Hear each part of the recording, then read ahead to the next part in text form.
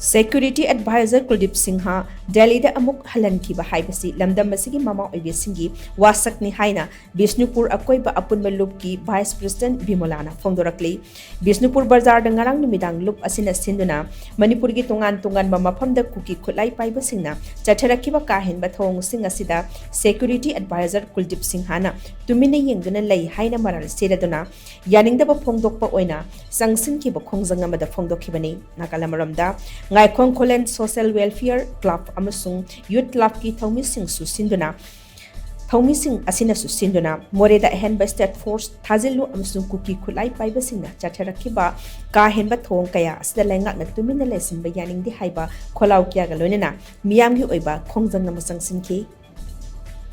Mamang dahan da makharo da lukhabi bari boyele matib ani mo oyale matib Manipur gi Siam char niren tumi na lai ni kani ginaw akoy ja kaya akoy na sumaya kahuge